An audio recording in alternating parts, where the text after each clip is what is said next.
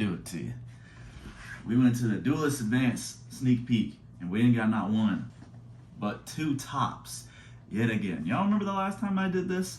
I believe it was probably Supreme Darkness when I got two playmats with Evil Hero Neos Lord. And you know, today we're going to be going over the deck that we brought and potentially take to Nats, which is honestly just a week from now, guys. So we've got quite a bit to discuss on being prepared for that event. But before we get started with today's video, be sure to destroy that subscribe button if you are new today. And you know, if you guys want double uploads, if you guys want the combo tutorial for this video, if I get 100 likes within the first hour of this video being uploaded, I will hit you with a double upload with the combo tutorial and explanation of cards with the deck.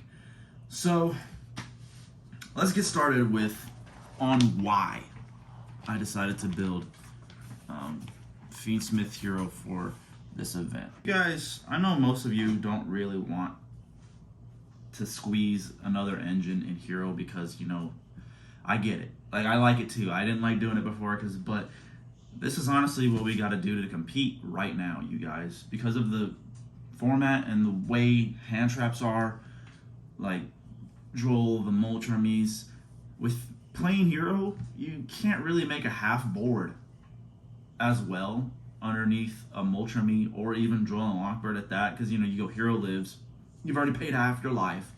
You summon Stratos because you need that extender. You search, and then you get drolled. There's really not a whole lot you can do in that type of situation unless you, fortunately enough, opened up Mass Change along with Fusion Destiny. Then yeah, that's a different, you know, story. But most of the time, if you don't open that, you're really kind of screwed. But with this deck in particular, you can still make a pretty decent half board, either both under Droll and Moltramies. Also, I think this build is a little different compared to what else I've seen online. So it's also like a really fun version, maybe not the strongest version, just because, you know, of the cards I've put in it. But you already know me. I'm gonna put in things that make it for me. You know, I'm gonna play the deck fun but competitive at the same time. So I'll go over the cards that I'm probably gonna cut for when I go to Nationals. But if you want to try this build yourself, please do it. As you can see, I've clearly had success with it with the Duelist Advance. Even against decks that people are already preparing for Duelist Advance, like Vanquish Soul, we've already had some testing with that stuff. So yeah, it's looking pretty solid for us. So let's go ahead and get started with this deck profile. All right, y'all. Let's go ahead and get started with this. So obviously, first things first, we're going to be having triple copies of Evil Hero Dusted Gold. The things that make this deck wonderful is the fact that you being able to play 3 of this allows both things. Gives you access to your hero engine, and then also you're able to go into your Fiendsmith plays if you just normal summon this card. So definitely Evil Hero Dusted Gold has to be a 3 of. Another one, 2 copies of Stratos. This is just, you know, to get you started, being able to search your Dusted Gold to either pitch it to get an Evil Hero monster, or mostly just being able to search the extra extender that you need to get on the field to either start your hero combo or your Fiendsmith combo. And then 2 Dead End Prison, just another great starter to start off with. You know, normal summoning this card, you get to send from deck to gravest cost, even if they try to hand trap you. I've had people do that before, where they've I activated the effect and I'm trying to send my cost, and then they still try to imperm or negate it anyway, and I'm just like, I'm still trying to send my cost, just hold on a second. And then I send my cost and then continue my combo anyway, even though I don't get the effect of it being able to be fused as any material. It's just getting the extra extender in the graveyard is all we needed. 1 copy of Shadow Mist, 1 Sinister Necron, and then one that actually kind of really helped out a lot was Toxic Bubble. Of course, you know, we get locked once you special summon this card and use the effect to draw 2 cards. But pretty much it's like getting the Fiendsmith combo off is pretty much the first thing you're going to be doing. And then once you use this effect, it's just to help you also draw into your non-engine, like your Ashes, like your Interruptions, like your Droplet, your Imperms, just pretty much anything extra that you might need to either help you keep going or just pretty much just disrupt your opponent. That's what half the time Toxic Bubble is used for.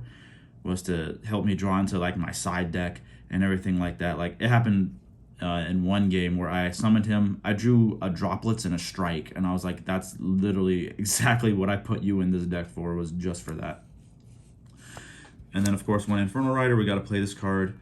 The only thing that is weird with a Infernal Rider for this build is the one thing I've been mostly using it for is because it's a 6. I can grab the Dark Fusion and then also just use it and any other level 6 fiend I have on the field to make Wave King High Caesar. It's pretty much like its main goal was to be used for. I tried to use the effect most of the time to set Super Poly directly from the deck, but you guys have to remember when using this effect, you're locked into heroes till the end of their turn, so it turns off even like Chaos Hunter from, like, if you sided in against Malice, it turns off Chaos Hunter, it turns off Nibiru the Primal Being, it turns off a lot of effects that you can do. It turns off a lot of the super poly targets you can do against your opponent. But I'll do it if I'm pretty confident in me super polying my opponent to make a hero monster is definitely going to end their turn. Of course, the one evil hero Vicious Claw. And that's it for the hero portion. This may seem weird. Just 2 Fiendsmith Engraver. I'm trying to make the deck as small as I can. So it's like, I believe, 46. And we all know that Fiendsmith Tract is like the best way to start off the deck with. So, even playing just 1 Engraver makes the combo doable. I just wanted to have that second one just for assurance, just in case. But if we could have played it at 1, I would, but I don't know. I only have 2 Fiendsmith Tract at the moment. So I was like, okay, we'll just play the 2 Engraver just in case. The 1 Lacrima and the 1 Fabled Lurry. As for hand traps, triple Asp Blossom and Joyous Spring, triple Fawalos, 2 Perilia. Funny enough, because I was playing for fun, this was actually 2 Chaos Hunter being mained. Now, I know it's like Chaos Hunter is really only good for like, 1 deck, and that's Malice. But I thought of it as like, okay, well, for any other matchup, this is just a big body I can get on the field. It's a fiend. I can discard a card out of my hand, trying to play on turn 0, starting off an effect like maybe discard Lurry, get an effect off, discard Shadow Mist, search a hero monster I might need, and then they can't bestial me as long as this Chaos Hunter's on the field. Like, they won't be able to banish any of my cards, they won't be able to banish any of their cards for any potential combo. I mean, it could be good against Orcus, but, if they have a way to get rid of the body, then it's just kind of pointless. So I decided, like, what, I'll just play the Perilia, which Perilia, for some reason, for me, has been doing a lot better than Fawalos. Like, people will play into this a lot more often than the Fawalos, and then they don't even be thinking about it when you have the other interruption for them, and then they still end up giving you more draws because they're like, well, dang, if I end here, my board's going to suck, so then let me just give him at least another card or 2 to at least make a better board.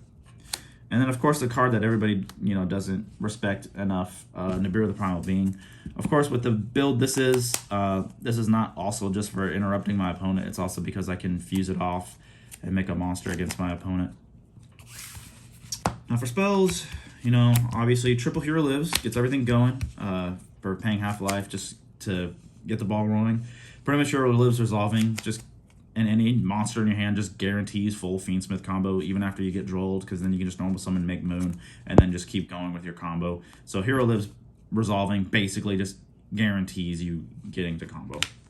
2 Fiendsmith Track, like I said, I'd play the 3rd if I had the 3rd, because this is literally the best card to start off with. Add a Light Fiend, which also means you can add Evil Hero a Dust of Gold. So if you already opened up the Fiendsmith Track, the Fiend, it might as well be a Fiendsmith card. If you open up the Lurry, you just search a Dust of Gold and then pitch the Lurry effect, and then you just go off from there. 1 Evil Hero, 1 Evil Assault. You already know this card locks us once we use it. But it's pretty much that, like, emergency button to where it's like, okay, well, I need to be able to do something. So Evil Assault, being able to summon or search. There's even times where I've even summoned Toxic Bubble from the deck with this, just for near the end of the turn, just so I could draw 2 cards. Obviously with the Evil Hero on the field, being able to draw 2, just to finish off my combo with my opponent. 2 Dark Contact. The reason for 2 is this is honestly kind of one of the best cards in the entire deck. Being able to fusion summon, add a Dark Fusion or Spring King Castle, which we are actually playing the 1 Supreme King's Castle.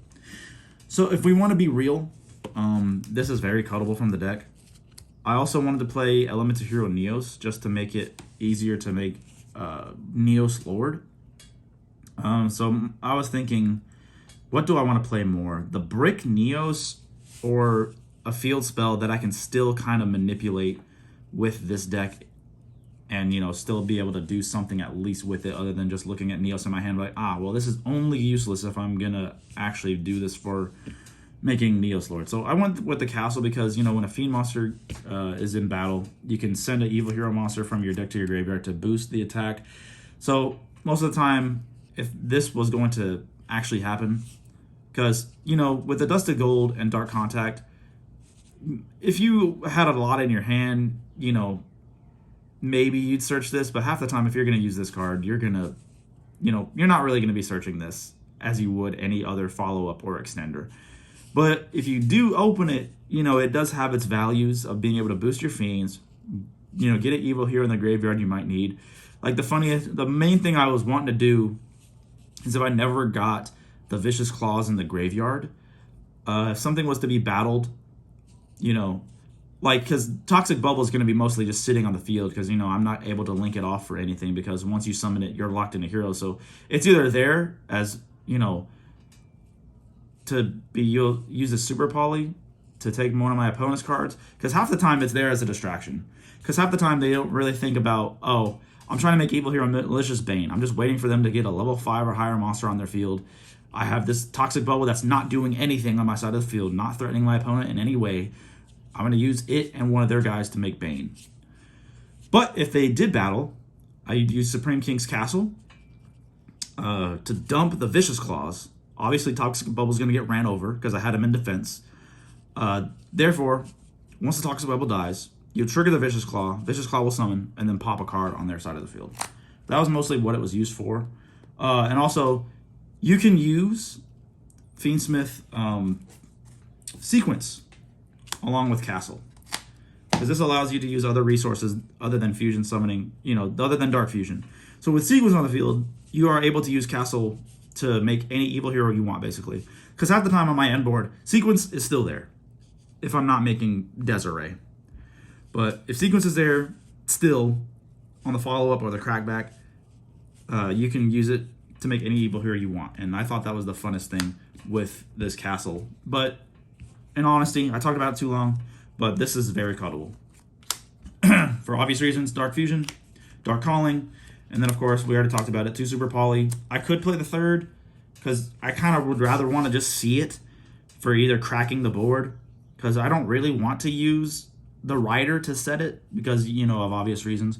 But very, very strong card. This against my opponent just cracked so many boards, and they were just, you know, then they got to deal with my full board afterwards. 2 Droplet, 1 Call By. And then for traps, 2 Imperm, 1 Supremacy, 1 Paradise. I'm trying to keep this video a little bit short, so let's just go over this quickly. All right, for the hero portion, 1 Backfire, 1 Neos Lord, 1 Malicious Bane, 1 Dark Gaia. Explain quickly. Dark Gaia actually came up quite a bit and almost won me like so many games, which is kind of hilarious. It takes a Fiend and a Rock, but, you know, if you nib your opponent and you get a Fiend on your field, you know, you're able to just, obviously you won't be able to get the attack of the token, but just being able to get rid of their big-ass token, at least this, if you use any Fiend that's like, you know, a Dusted Gold or anything that's big, you know, this will still have at least a big portion of attack. But there were times where I've had to actually just use my own Nibiru from my Banished or my Graveyard in a Dusted Gold to make this, and then he's just sitting at 51. And then, you know, whatever you swing at, you know, it switches to attack position. And if you combine it with the Darkest Night, if you're able to get the Darkest Night on the field and Gaia at the same time, whatever you're swinging at is going to be 0. And they're going to take a huge chunk of damage just from this alone. Like, my opponent had to waste a Droplet on this just to, like, not take the huge amount of damage. But if you want to be honest, probably very cuttable as well, because it's not going to be coming out as much as Night, Bane, or, you know, Neos Lord or Backfire. but it's still a very fun card to have. It's just because you have rocks because of the Dead End Prison and Nibiru. I just thought of it as getting rid of my opponent's nib token as well. Or if they nibbed me and I was able to just get rid of their Nibiru, that was just also the fun thing with it. Super Poly targets Garura, Starving Venom, Mudragon of the Swamp, and even though this is part of the Fiendsmith combo, if you technically think about it, Aerial Eater is as well, with everybody playing Fiend, with most people playing Fiendsmith still. Just 2 Fiend monsters of the same attribute.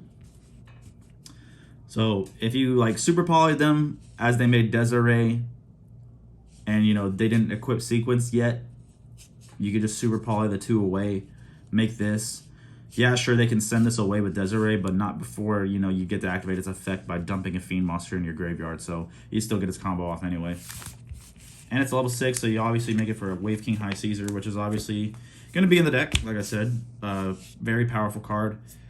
Chaos Angel, absolutely just love this card.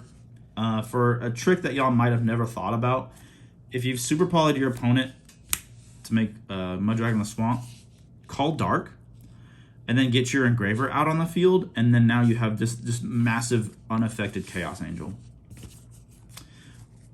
That's like probably like one of the craziest ways you could do it, but that's one way I did it, and I was like, man, that is actually just absolutely stupidly insane.